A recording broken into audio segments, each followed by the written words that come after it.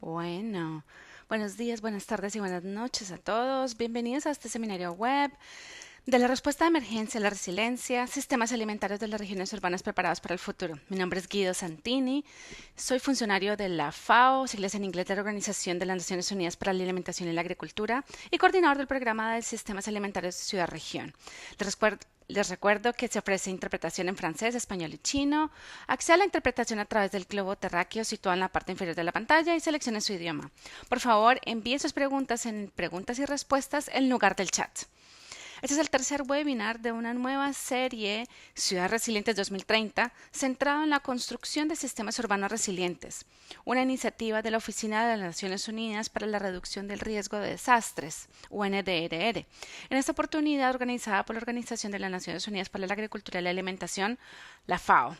Se trata al mismo tiempo del segundo de la serie de seminarios web de intercambio de conocimientos de la FAO sobre sistemas alimentarios de las regiones urbanas. Hoy nos centraremos en las experiencias de ciudades de todo el mundo en la implementación de la resiliencia de los sistemas alimentarios en respuesta a múltiples crisis y estrés. La semana pasada, los Estados miembros y otras partes interesadas, incluidos los gobiernos locales, se reunieron en la Asamblea General de las Naciones Unidas para celebrar una reunión de alto nivel sobre el informe de mitad de periodo del Marco Sendai para la reducción del riesgo de desastres. En la reunión se adoptó una declaración política en la que se pide acción mucho mayor para reforzar la resiliencia ante los desastres en cada decisión, acción e inversión que realizamos, aumentar la escala en la reducción del riesgo climático y de desastres a nivel local y urbano. Es la razón por la que la Oficina de las Naciones Unidas para la Reducción del Riesgo de Desastres ha puesto en marcha la Alianza Ciudad Resilientes 2030. MCR 2030 ha movilizado a más de 1.500 gobiernos locales en 76 países. Cada uno de ellos ha comprometido a reducir su riesgo climático y de catástrofes. Hoy en particular presentaremos los resultados de un estudio comparativo global desarrollado por la FAO en alianza con CIRAD y RUAF para capturar las experiencias y lecciones aprendidas sobre los impactos de múltiples choques de los sistemas alimentarios de las ciudades y también las soluciones innovadoras que se han adoptado como medidas de emergencia para construir resiliencia de largo plazo. Además, empezaremos a construir un estudio basado en evidencia sobre cómo los enfoques de sistemas alimentarios territoriales pueden ayudar a los gobiernos locales con la planificación y las inversiones para aumentar la resiliencia. Este estudio ha sido conducido en el marco del programa Sistema Alimentario de la Ciudad-Región, financiado por el Ministerio Federal de Alimentación y Agricultura de Alemania, implementado por la FAO y RUAF. El programa también tiene como objetivo apoyar a los gobiernos locales y otras partes interesadas para construir sistemas alimentarios locales resilientes en las zonas urbanas y rurales. El programa de sistemas alimentarios de las regiones urbanas es también un pilar clave de la iniciativa Ciudades Verdes de la FAO, una iniciativa mundial cuyo objetivo es apoyar a los gobiernos locales para mejorar la salud y el bienestar de las poblaciones urbanas y periurbanas a través de la gestión integradora de los sistemas agroalimentarios y los espacios verdes. En el seminario web también se presentará el manual y las herramientas de evaluación y planificación del CRFS, de reciente publicación, una guía exhaustiva para las partes interesadas en los sistemas alimentarios sobre cómo crear resiliencia en los sistemas alimentarios de las regiones urbanas. El evento será moderado por Jess Halliday, directora ejecutiva de la RUAF, y preverá un debate inicial con CIRAD sobre las conclusiones del estudio comparativo de resiliencia de los sistemas alimentarios de las ciudades. A continuación habrá un panel moderado con las experiencias de 3 ciudades: Tamale en Ghana, Medellín en Colombia, Chengdu en China. Ellos compartirán cómo sus ciudades han respondido a los shocks imprevisibles creando resiliencia a largo plazo mediante soluciones innovadoras. Por último, cierre y conclusiones que proveerá Makiko Taguchi, funcionaria agrícola de la FAO. Sin más, le cedo la palabra a Jess Halliday, que presentará a los oradores. Gracias por estar aquí y disfruten del webinar.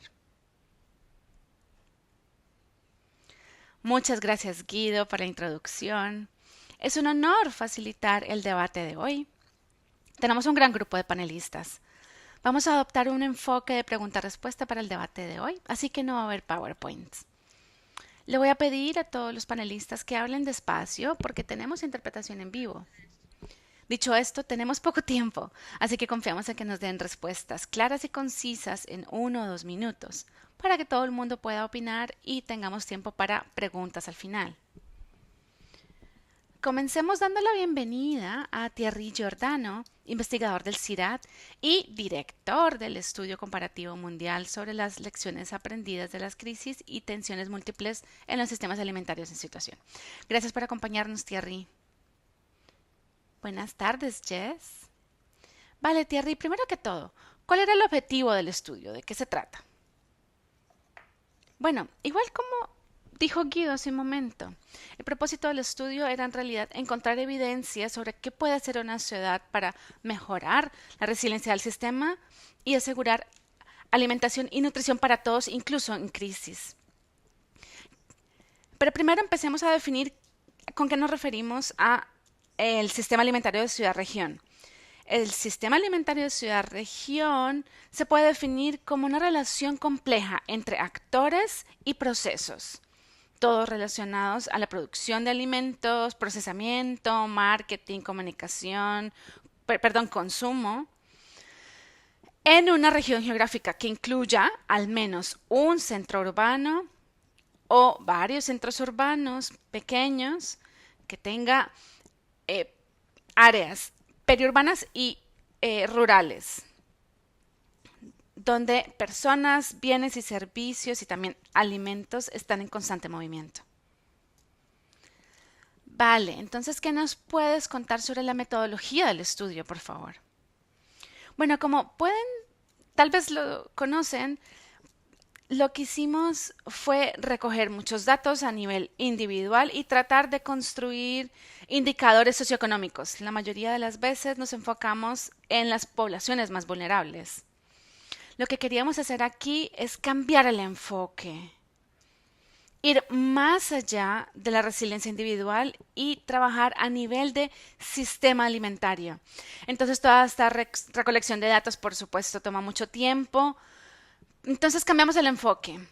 Veamos a los actores en sí mismos, cómo han percibido lo que ha sucedido dentro del sistema alimentario y qué tan resiliente consideran que es el sistema. Para hacerlo entonces hicimos dos cosas. Primero hicimos una encuesta global que nos dio una comprensión global de lo que pasó y lo que está pasando en diferentes lugares en el mundo. Y después fuimos al detalle más profundo donde desarrollamos estudios de caso de ciudades en países desarrollados, en vías de desarrollo y emergentes. Y junto con especialistas locales en el sistema alimentario, entrevistamos a actores, tuvimos talleres para describir qué estaba sucediendo a nivel local en los últimos años, para entender los impactos, los shocks y las respuestas provistas para estos impactos y cuáles eran las percepciones de los resultados por parte de los actores locales. Y por último, identificamos recomendaciones de cómo mejorar resiliencia. Vale, entonces, ¿qué encontraron? Cuéntanos cuáles son las principales conclusiones, por favor. Claro, me gustaría empezar con lo que vimos a nivel internacional y después a nivel local. Porque el estudio se lanzó justo después de la pandemia del COVID-19, justo al principio también de la guerra de Ucrania. Y lo que vimos a nivel internacional es el reconocimiento de que la alimentación, la seguridad alimentaria y la nutrición se afectan mucho por este shock.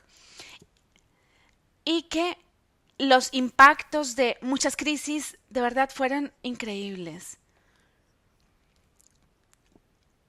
Hay muchas situaciones que ya existían hace mucho tiempo, que son situaciones normales para estas personas, pero también encontramos que nuestra intuición de ir más allá de las poblaciones vulnerables era cierta, porque con estos impactos superpuestos se afectaron a todos los actores, no solamente a aquellos más vulnerables, y cada vez más estos actores no son capaces de lidiar con estos impactos. Otra conclusión es que los actores de verdad diferencian entre impactos esperados como cambio climático, no sabemos cuándo van a llegar, no sabemos cuál es la magnitud, pero es algo que esperamos, así que se pueden preparar. Y hay otros impactos, los inesperados, como el COVID, pero a nivel local tienen pestes y enfermedades, por ejemplo, relacionadas con cultivos que son inesperados. las pestes y las enfermedades relacionadas con cultivos, por ejemplo, esto es inesperado. Y entonces es importante que consideremos que el cambio climático está aquí y no se va a ir. Y también que hay mucha anticipación de cosas que no sabemos. Y podemos lidiar con, o sea, podríamos lidiar con ciertos impactos, pero necesitamos poder lidiar con cualquier tipo de impacto que se nos venga. Y por último, lo que yo diría es que la respuesta de emergencia es el nuevo normal. La implicación o la creación de estos planes de emergencia eso es importante. Cuando llegan estos impactos, necesitamos respuestas de emergencia, absorber este choque, este impacto. Porque la gente vulnerable va a estar en este constante estado de necesitar apoyo.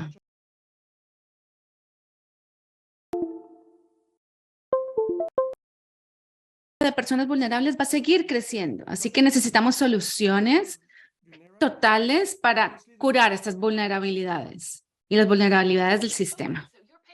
Vale, así que estás pintando un panorama bastante aterrador de esta nueva normalidad. ¿Cuáles podrían ser esas soluciones que van más allá de amortiguar los choques o los impactos? Vale, hay soluciones. No quiero ser fatalista aquí, pero no hay una solución única. ¿Por qué? Porque por un lado, el contexto importa. Cada sistema alimentario es diferente. Cada sistema es diferente. Así que las vulnerabilidades de los sistemas van a ser diferentes. Y segundo, es que la escala importa. Cuando tenemos una escala muy grande, entonces perdemos esa especificidad y esas cosas únicas que dependen de cada contexto. Si son demasiado pequeños, entonces se pierde esta visión general del sistema, perdemos procesos y actores. Y por esto, trabajar solamente en una parte del sistema, podríamos al mismo tiempo ver otra parte del sistema donde se creen nuevas vulnerabilidades.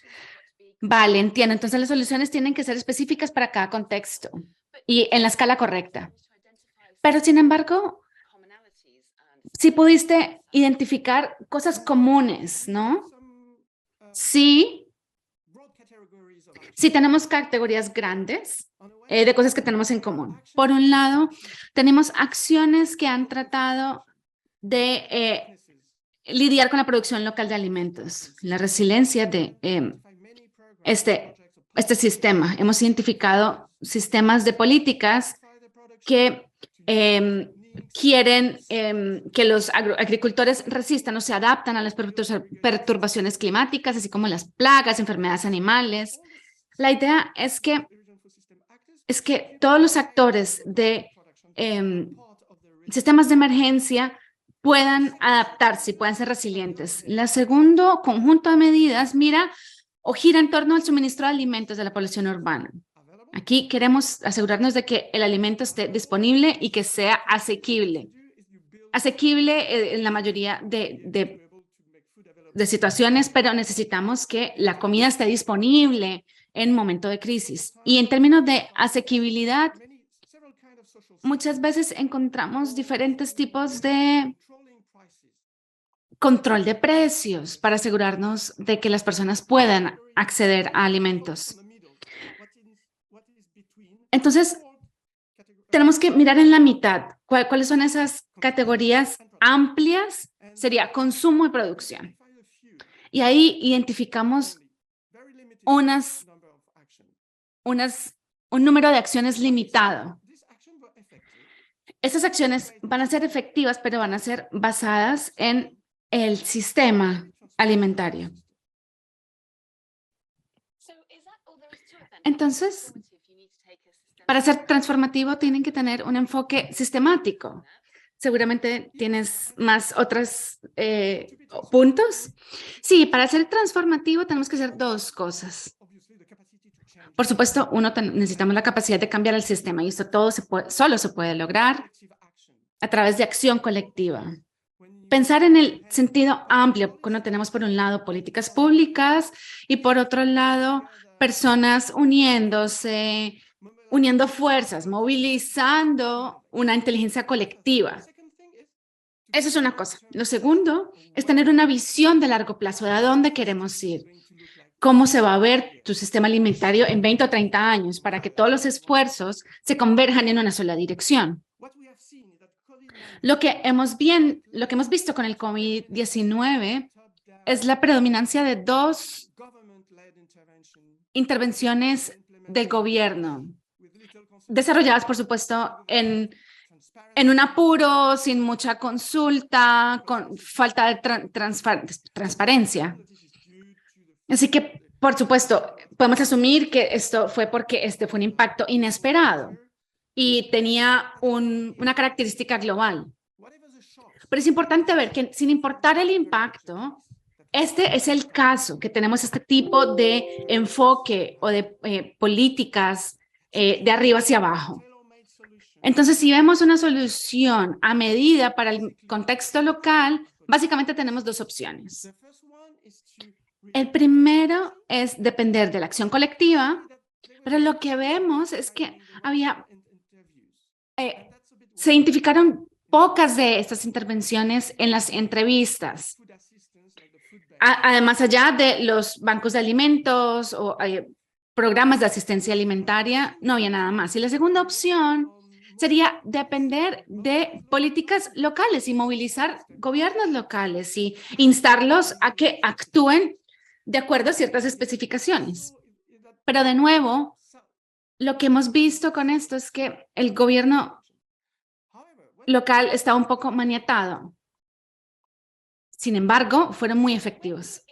Vale, entonces cuando los entrevistaste, estos entrevistados, ellos hablaron de lo que se ha hecho en el pasado, pero también hicieron recomendaciones de lo que se puede hacer mejor. Estas recomendaciones son de orden normativo, cuando hablan de las medidas que se podían tomar. Yo diría que sí. Sí y no. Diría que sí, porque los actores son muy conscientes de lo que se ha hecho. Entienden las consecuencias de las diferentes medidas que se implementaron. Entienden las debilidades, los fracasos y también los éxitos. Y aunque pueden proveer recomendaciones muy claras y muy sensatas sobre, por ejemplo, la participación de las personas en el diseño, el desarrollo e implementación de las soluciones, tratar de ser más transparentes, asegurarse de que incluyan a todos los actores del sistema alimentario en el diseño, el dinero. O sea, ellos pueden dar recomendaciones muy claras para mejorar las medidas que se tomaron. Sin embargo, cuando llega al cómo, aquí está el reto. Durante las entrevistas y los talleres vimos que es muy difícil para ellos irse hasta el detalle. Por ejemplo, ¿quién va a hacer qué? ¿Quién se va a responsabilizar de esta acción? ¿Dónde podemos recibir los recursos o dónde podemos buscar los recursos para hacer lo que tenemos que hacer? Entonces, de hecho, la mayoría de las recomendaciones eran en reacción a lo que se ha hecho y muy pocas propuestas se hicieron.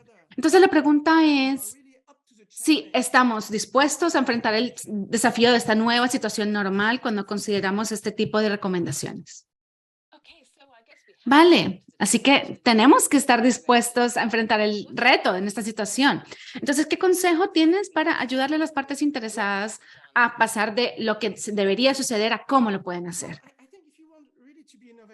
Yo creo que si quieres ser innovador y ir más allá de lo que ya sabemos, podemos movilizar por lo menos 3 grandes principios. El primero es asegurarnos de que usemos todas las capacidades resilientes que existan. Entonces, básicamente, para no ir en mucho detalle, hay una vista académica sobre esto, pero tenemos que hablar de la capacidad de resiliencia, de esta que absorbe el impacto, ¿no?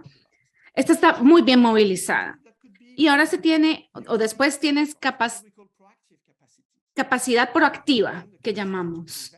que es la capacidad de prevenir, de tomar medidas para reducir los riesgos existentes y la capacidad de anticipar también. Y después del impacto o durante el impacto podemos reaccionar. Y es aquí donde usamos la capacidad adaptiva o la capacidad transformativa. Adaptiva es cambiar un poco el sistema aquí y allá, transformar es hacer grandes cambios que lideren a nuevos sistemas. Entonces, tratemos de pensar en todas las capacidades. La segunda es cómo conectamos esas capacidades.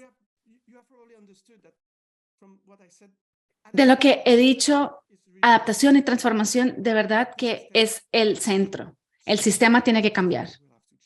Los sistemas tienen que cambiar. Entonces, así diseñemos una respuesta de emergencia para tratar de absorber.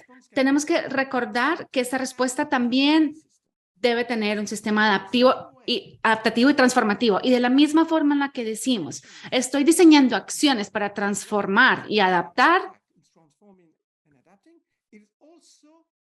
también es participar en prevenir y en anticipar los impactos de mañana. Entonces, yo creo que el segundo principio, que es conectar estas capacidades, es lo que hay que hacer. Y por último, aplicar el enfoque sistémico en todas partes, sea en soluciones transformativas o adaptativas.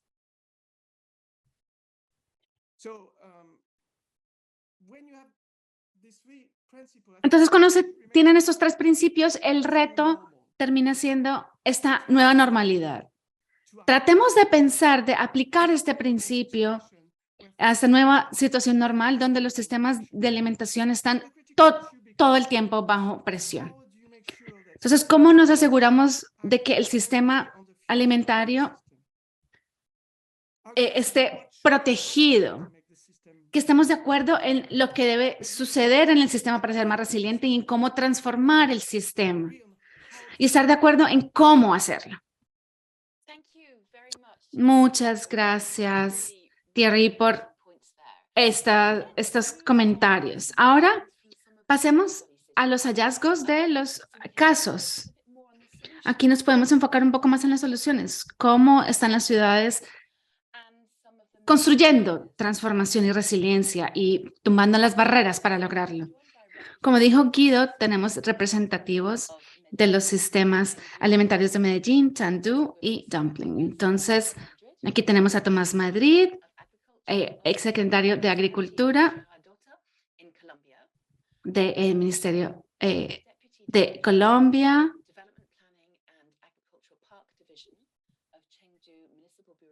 Tenemos al representante del Ministerio de Relaciones Internacionales de la provincia de Chengdu. Y también tenemos a Philippe Amoa del Ministerio de Agropecuario de Philippe en Ghana. Philippe, ¿estás con nosotros? Philippe está aquí. Hola, Philippe, qué bueno verte. Entonces, tu ciudad es la capital de la provincia norte de Ghana. ¿Nos puedes contar un poco sobre los impactos típicos que recibe el sistema alimentario y las vulnerabilidades que tienen? Vale, primero que todo, les quiero hablar un poco del contexto. Tamale está en el origen de una gran producción alimentaria donde tenemos más de 2.3 millones de hectáreas de cultivos. Aquí el principal producto es maíz y arroz. Así que los agricultores producen arroz.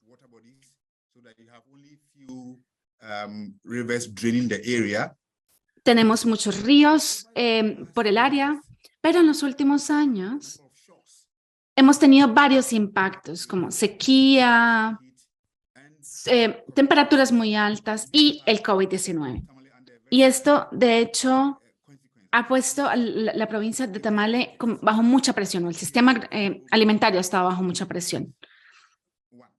Entonces, esta presión ha sido por dos razones. La primera es la pobreza está subiendo, aumentando, y tenemos más de 50% de la población viviendo bajo 1.5 o menos dólares por día.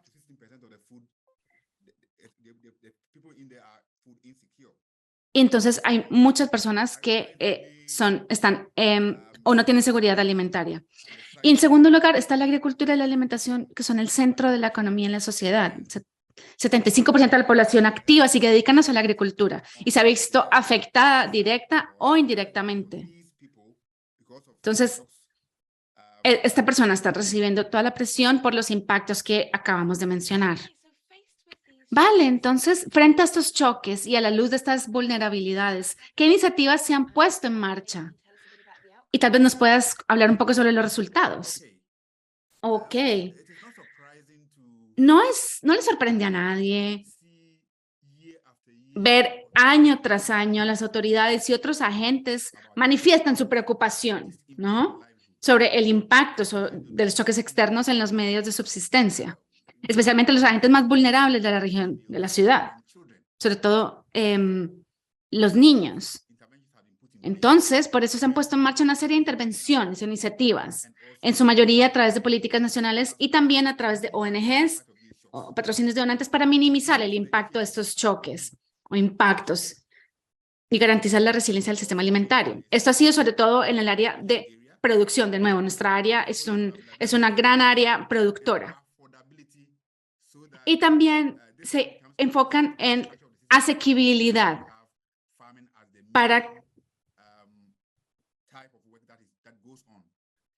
porque la hambruna es algo que todavía existe en el área.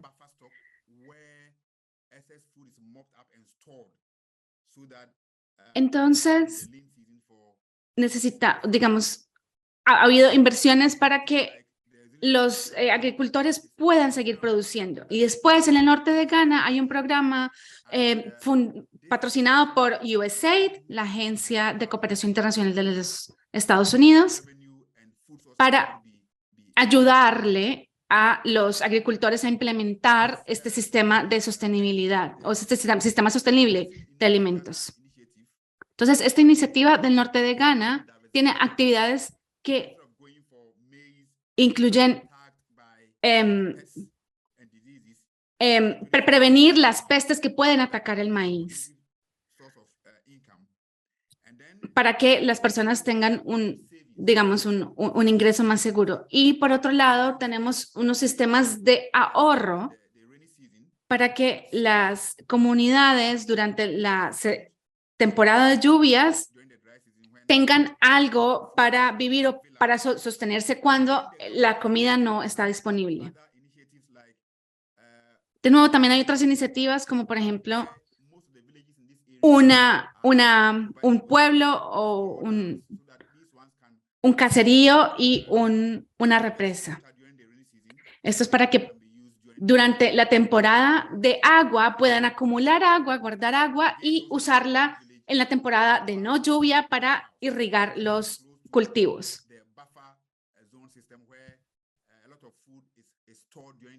Y también mucho alimento se acumula durante la temporada de lluvia y se usa estos alimentos durante la temporada seca. Vale. Entonces, ¿has propuesto a los entrevistados en el estudio o han ellos propuesto algún enfoque para diseñar y poner en marcha iniciativas de refuerzo a la resiliencia dirigidas a gobiernos y donantes? Sí. Muchos de estos proyectos o iniciativas han tenido mucho éxito y la comunidad lo ha visto. Pero donde no tienen éxito, tratamos de dar recomendaciones durante el estudio o a raíz del estudio. Entonces, por ejemplo, se sugirió que las iniciativas concebidas para hacer frente al reto deberían estar bien coordinadas. Es decir, cada ONG o cada agencia que no trabajen solas, sino que estén coordinadas porque si no, hay mucha duplicación o doble trabajo. Entonces, por ejemplo, en la asamblea del LUCA, que es la autoridad del área, permite que todos los proyectos sean implementados primero tienen que ser registrados en la asamblea antes de poderse implementar. También hay algunas iniciativas que se llevan a cabo, se implementan sin involucrar a los principales actores en la planeación. Entonces, la planeación y la implementación tiene que involucrar a todas las partes interesadas para que ellos acepten estas actividades y que se vuelva sostenible. También la capacidad de los agricultores se debe fortalecer. Entonces, las asambleas ahora se les pide que contraten más oficiales o agrónomos para que vayan a las comunidades a explicar nuevos métodos de cultivo, etcétera, a estos agricultores para que ellos puedan lidiar con la situación. De nuevo,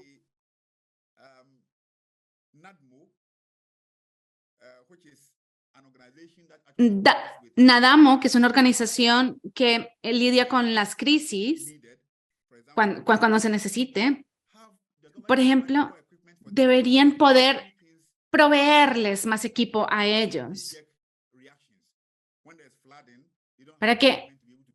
Porque cuando, por ejemplo, hay inundaciones, ellos no tienen bombas y esto para salir, así que NADAMO debería poder proveer equipos para lidiar con estas inundaciones. Y esto es solamente un ejemplo. El gobierno de verdad que está tratando de proveer recursos, pero las carreteras no son amigables con el clima. Hay muchas carreteras que se borran o que se desaparecen cuando hay inundaciones, por ejemplo. También, entonces, los proyectos que se van a implementar tienen que ver todas las capacidades que existan para poder prevenir y anticipar, ¿no? Esto significaría que no todas las capacidades sean movilizadas al tiempo, pero estas fueron las sugerencias de las personas que entrevistamos. Muchas gracias, Philip. Entonces hiciste un hincapié en la coordinación y la inclusión de los actores. Ahora quiero ver cómo se refleja esto en las otras ciudades. Vamos ahora con un contexto totalmente diferente en Medellín. En realidad del pequeño municipio rural de Girardota, dentro de la región de la ciudad de Medellín, en el departamento de Antioquia. Entonces, Tomás, qué bueno tenerte aquí con nosotros.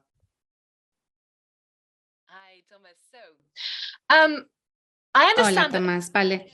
Entiendo que además de ser representante del municipio como exsecretario de Agricultura, tú mismo eres un productor. Crías pollos, cerdos y también eres profesor y científico en producción agricultural y desarrollo rural. Entonces, como alguien que tiene estos tres cargos, ¿qué has aprendido de coordinación de respuestas de impactos y estrés recientes al sistema alimentario de Medellín dentro de esta región, incluyendo el COVID-19? Mira, el Objetivo de Desarrollo Sostenible número 17 nos habla de las alianzas para lograr los objetivos, es decir, nos habla de unidad. Los resultados positivos obtenidos se logran con ello, con unidad. Entonces, eso nos llamó a los gobiernos locales a que teníamos que trabajar por mantener unidos y por llamar a todos los aliados, a todos los responsables ante un shock, ante una situación tan difícil como la que estaba ocurriendo en ese momento. Cuando logramos unir esos actores, consolidamos el concepto de inteligencia colectiva.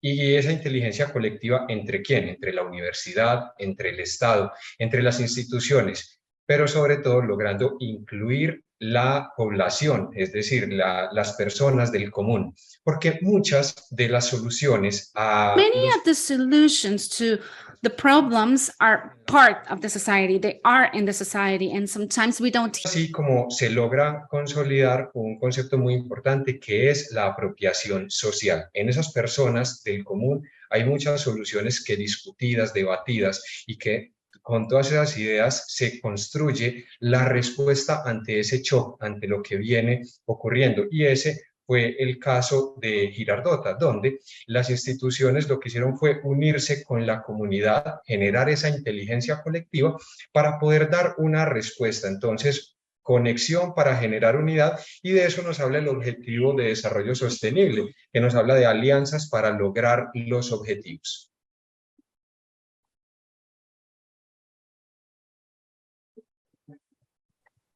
Thank you. Can you give us an example of an initiative? Gracias. ¿Nos puedes dar un ejemplo de una iniciativa que ha sido basada en inteligencia colectiva, en unidad y trabajo en equipo entre la comunidad y el gobierno local?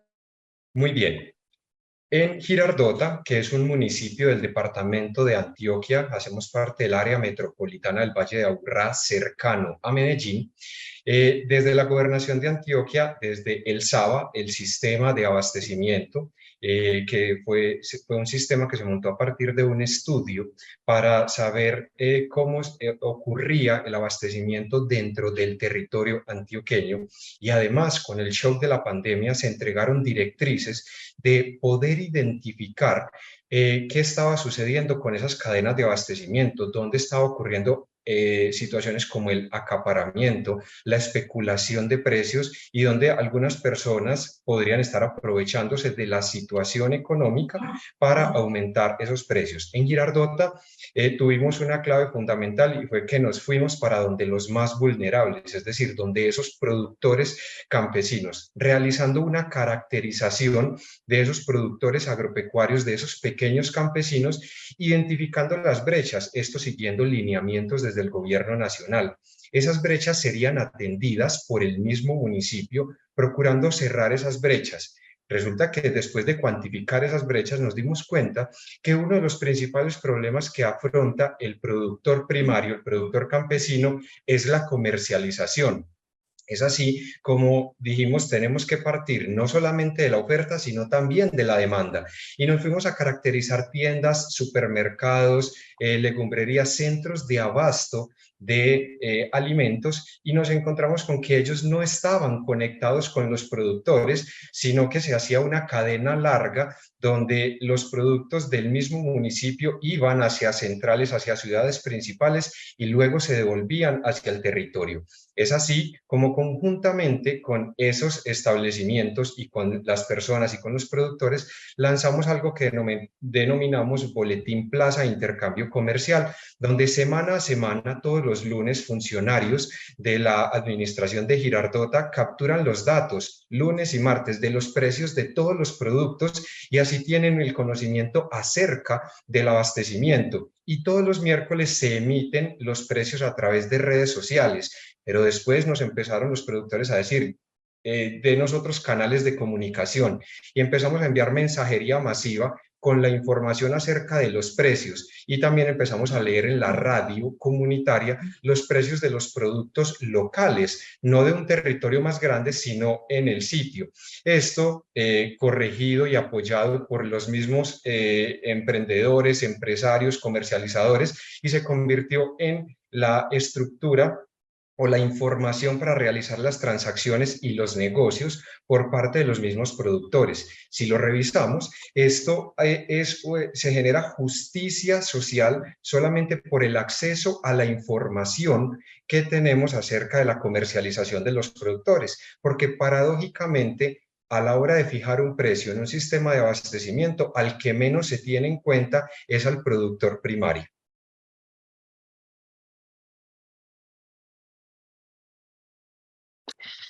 Thank you. Muchas gracias. Vamos un poco tarde, pero tengo un par de preguntas más para ti, Tomás. Tal vez puedes mantener las respuestas cortas para poder tener tiempo para el tercer panelista. Pero sabemos que habrán más crisis y más impactos en el sistema alimentario en el futuro. Esto es algo que ya podemos predecir en un mundo que cada vez es más impredecible. Y van a ser las personas más vulnerables las más afectadas, de nuevo, cualquiera que sea ese choque. De tu área, ¿cuáles son las personas vulnerables y por qué son vulnerables? Muy bien. Los shocks que hemos tenido en Colombia, no solamente la pandemia, situaciones asociadas al cambio climático, situaciones de dificultades de las materias primas que principalmente son importadas, han hecho que nos mantengamos en un shock constante y esto ha generado dificultades para esos productores. Nuestra ventaja fue identificar al más vulnerable y el más vulnerable es precisamente ese productor campesino. Esos campesinos que se convierte en una paradoja porque es el campesino quien produce alimentos, quien no logra satisfacer sus necesidades básicas, inclusive la alimentación. Muchas veces ellos mismos producen los alimentos, los venden a un costo que les pone el mercado y ellos mismos con ese costo en el que venden alimentos no alcanzan a comprar el resto de alimentos que necesitan para su familia. Entonces es importante generar unos procesos en dos vías. Uno, hacia ese campesino, hacia ese productor que se encuentre muy informado, es decir, que exista acceso a la información acerca de los precios y de esta manera podamos generar en ellos utilidades en su producción agropecuaria. Como decía ahorita, paradójicamente ellos son quienes siembran, quienes más tiempo pasan con los alimentos, ellos son los que les corresponde enfrentar los embates del clima, de las plagas, de las enfermedades y finalmente ellos no le ponen un precio a su producto, sino que se lo ponen unos intermediarios. Entonces corresponde trabajar con ellos para que ellos sean quienes logren fijar los precios de sus productos, pero también nos corresponde trabajar más en conceptos como los circuitos de cercanía, como los circuitos cortos de comercialización, como la información al consumidor acerca de dónde vienen sus productos para que ese consumidor se convierta en responsable acerca de dónde está comprando los productos y de dónde vienen esos alimentos. Los sistemas agroalimentarios, en nuestro caso, en Colombia, vienen de pequeños productores y a ellos no se les está haciendo justicia social acerca del precio del producto. Entonces, debemos trabajar en esos dos sentidos, no solamente en el productor agropecuario manteniéndolo informado, sino también en el consumidor que sepa que ese producto viene de cerca. Entonces, debemos trabajar conceptos como milla cero, circuito corto, circuito de cercanía, que finalmente se traducen en desarrollo y justicia social para un territorio. Okay, thank you very much. Muchas gracias, Tomás. Ahora vamos a seguir con el siguiente panelista porque ya se nos acabó el tiempo, pero muchas gracias, Tomás, por la contribución. Entonces, ahora vamos a hablar con Chengdu en China, de la ciudad de Chengdu de China, y nos van a hablar de la resiliencia que han construido allá. Siempre estamos preparados, digamos, siempre sabemos que tenemos que estar preparados para alguna emergencia, pero Chengdu ha desarrollado un plan de emergencia durante el COVID y durante situaciones de emergencia. Entonces, Bon, qué bueno tenerte con nosotros. ¿Nos puedes explicar, por favor, algunas de las acciones que se han tomado en un escenario como el COVID y qué más han hecho para construir resiliencia a largo plazo?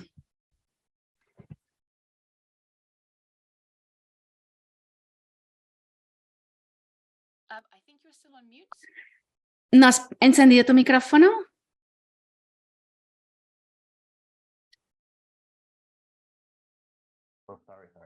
Perdón.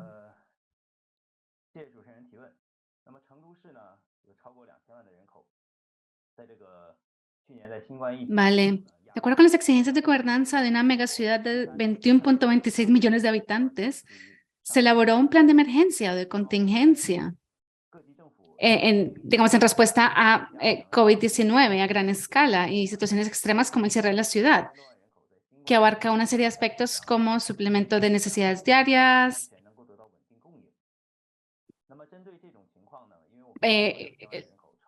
oferta constante de alimentos y transporte, porque tenemos una población de 21 millones. Todos los años producimos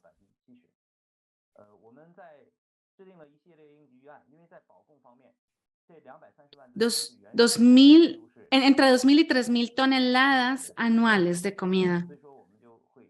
Y sin embargo, el alimento o la comida no es suficiente. Así que nos combinamos con otras ciudades para proveer alimentación para la ciudad. Y hemos establecido una base de oferta para poder producir o para poder tener suficiente comida, por ejemplo, huevos o pollo. También coordinamos con otros departamentos para identificar algunas empresas clave para garantizar la oferta de comida o de alimentos, por ejemplo, durante la emergencia del COVID-19. También movilizamos plataformas de e-commerce o de comercio electrónico para asegurarnos de que el consumidor pueda recibir el alimento en menos de un día. También establecimos un sistema de bodegas, de nuevo, para asegurarnos de que hubiera comida, vegetales, frutas, aceites y que hubiera suficiente en 15 días y que se pudiera entregar en 15 días. Y todo esto aumentó nuestros niveles de oferta. Gracias. Gracias. Me sorprende lo integral que fueron las medidas de este plan de emergencia. No solamente producción y consumo, sino también lo que se suele llamar el punto intermedio en las cadenas de suministro, de transformación, las reservas de alimentos, los canales de suministro, seguimiento y evaluación. Proporcionar alimentos seguros y nutritivos para 21 millones de personas no es una tarea fácil. ¿Qué ha hecho Chengdu para mejorar la resiliencia de la producción alimentaria específicamente?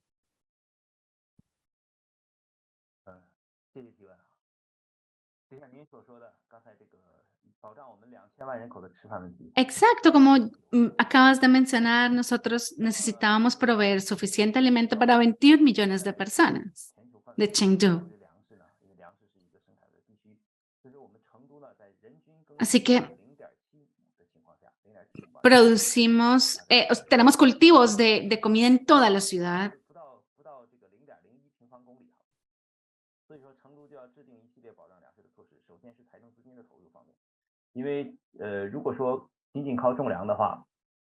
Por supuesto, la tierra es un poco limitada y si solo dependemos de los cultivos, no podríamos tener suficiente para todos. Y los agricultores no reciben lo suficiente para poder vivir. Ellos, estamos hablando de unos $325 por cada uno anuales. Entonces el gobierno lo que hizo fue construir un cultivo de alto nivel en Chengdu y se le están dando subsidios a los agricultores para que puedan cultivar. Estipulamos que el agricultor debe producir al menos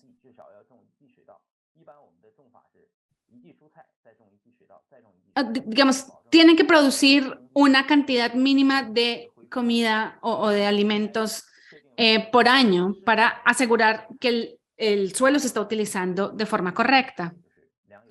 Identificamos también algunas industrias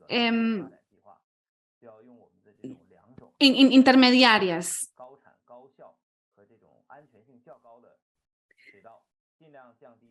También estamos tratando de proveer semillas a los agricultores.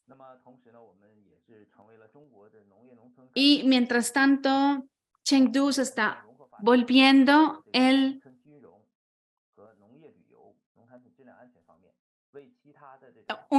digamos, un motor de reformas.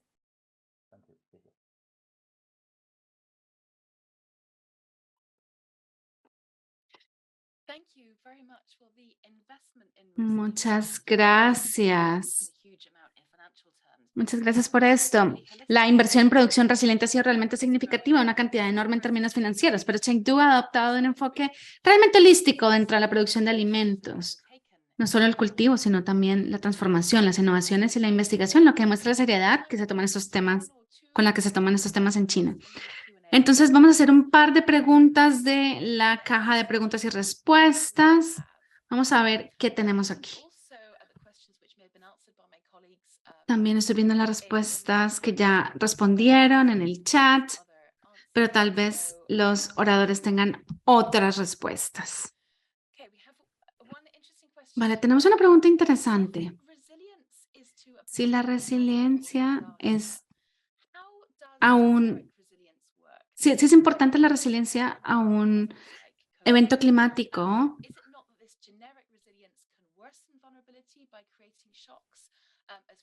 ¿no será que es importante también la resiliencia genética? Thierry, también, tal vez tú quieres responder esto.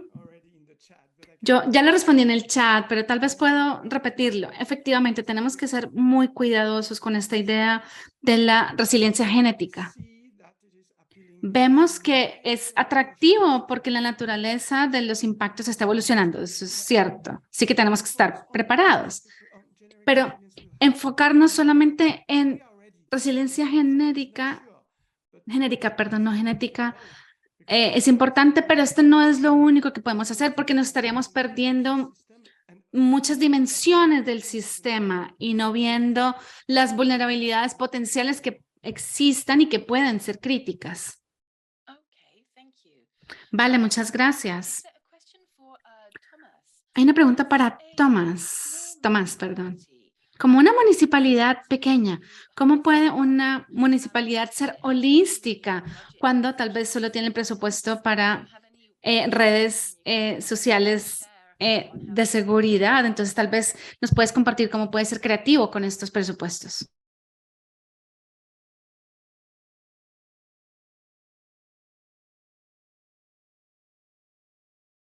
Yes, ¿me pueden hacer traducción, por favor?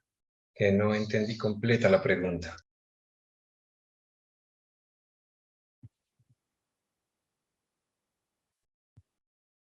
I can repeat the question.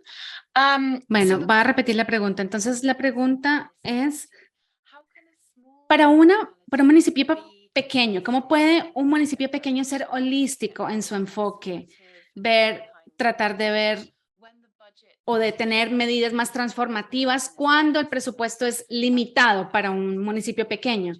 Tal vez solo hay presupuestos para redes de seguridad pequeñas. Entonces, ¿cómo puede ser creativo con estos presupuestos tan reducidos?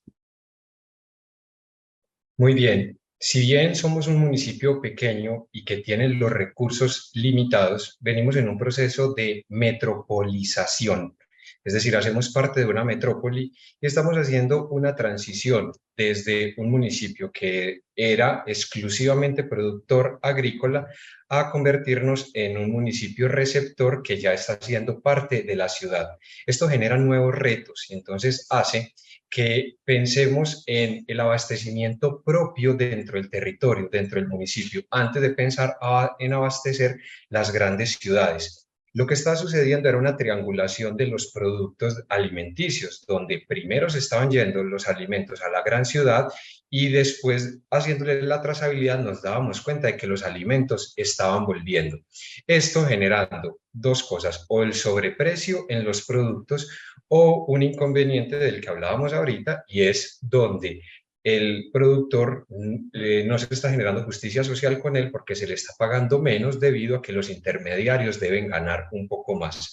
Si bien se tienen pocos recursos o reducidos recursos comparado con otros territorios, es importante realizar una gestión por esa producción sostenible dentro del mismo territorio, que el sistema agroalimentario haga que en nuestra ruralidad se produzcan primero los alimentos dentro del territorio. Y acá es importante también tener la ecuación de la innovación, traer a las universidades, a las empresas y unirla con el Estado para poder generar el valor agregado, la tecnificación, tener producción climáticamente inteligente dentro del territorio y que de esa manera nuestro territorio no dependa de otros, y sabemos que se vienen más shocks, se vienen más problemas y van a ser mucho más fáciles de afrontar si estamos unidos dentro del territorio y si tenemos cerca a la ciencia, a la tecnología, a la innovación, pero sobre todo a las personas, a la gente del común, que es finalmente quien debe apropiarse, debe generar apropiación social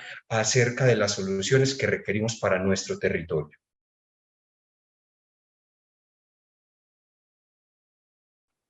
Okay, thank you. That's all the Vale, muy bien, esas son todas las preguntas para las que teníamos tiempo, pero hay más preguntas y respuestas en la casilla de preguntas y respuestas, entonces por favor explórenlo. Le quiero agradecer a todos los panelistas por responder mis preguntas. Ahora le voy a ceder la palabra a Miki Clotmushi de la FAO. Miki lleva desde el 2014 involucrada en este tema y ha sido, digamos, un viaje de mucho aprendizaje, así que adelante, Nikki. Perdón, Makiko. Muchas gracias, Jess. Gracias a todos los panelistas y aquellos involucrados y todos los que están en esta charla. Yo creo que cuando recién empecé a involucrarme en este tema de sistemas alimentarios urbanos, periurbanos y rurales, no existía un reconocimiento de la importancia de la escala de la región de las ciudades, ¿no? Pero cuando llegó la pandemia del COVID-19 y ahora la situación en Ucrania, y también con la cumbre de los sistemas alimentarios de la ONU del año pasado, hubo, digamos, un despertar global de la importancia de la transformación de los sistemas alimentarios y que no podemos seguir o no podemos continuar con los sistemas como están hoy en día. Y ya escuchamos ejemplos de las ciudades que se compartieron aquí y esto es un pequeño abrebocas de la transformación que está sucediendo en los territorios. Thierry estaba mencionando algo importante que es la acción colectiva, es darle a todos o involucrar a todos los actores en el proceso, que se unan desde el principio para que compartan la visión de un futuro a largo plazo. ¿Cómo se tiene que transformar? ¿En qué se tiene que transformar el sistema? Las diferentes formas para las diferentes ciudades. En esta discusión escuchamos información de lo que han hecho algunas ciudades, pero tal vez hay ideas o innovaciones que todavía no conozcamos, así que vamos a seguir reuniendo y recolectando información y planes de ciudades, países y gente alrededor del mundo. Así que fue un webinar muy interesante y yo estoy muy contenta de haberlos tenido todos ustedes aquí. Este es un evento de una serie de eventos y espero que más gente se una en el futuro para las discusiones que vamos a tener. También tenemos la red de Ciudades del Futuro, que lo tenemos en el chat. Únanse, por favor, si no lo han hecho ya, porque esas discusiones, estos intercambios deben seguir. El momento es ahora, de verdad que estamos en el momento justo para que nosotros hablemos de la importancia de los gobiernos locales, actores locales, los productores o los agricultores están teniendo toda la carga o toda la responsabilidad de hacerle frente a estos cambios, a estos impactos, pero son la población más vulnerable, así que es importante elevarlos en estas situaciones para que de forma colectiva traigamos resiliencia a nuestros sistemas alimentarios. Entonces, con esto le quiero ceder la palabra de nuevo a Guido Santini, mi colega, para las últimas palabras. Muchas gracias, Makiko. Gracias por tus palabras. Yo tengo un par de puntos para recordarle a la audiencia. Nos gustaría mencionar que el estudio global de los impactos mundiales va a salir en los próximos meses, va a estar disponible en nuestra página web. Este va a ser notificado a través de diferentes canales de comunicación, por supuesto. Y también, como dijo Makiko, Me gustaría recordarles que esta webinar es parte de una serie de webinars de intercambio. Va a haber uno próximo que va a suceder el 26 de junio, que se va a enfocar en construcción de capacidades, o creación de capacidades, perdón, en los sistemas alimentarios.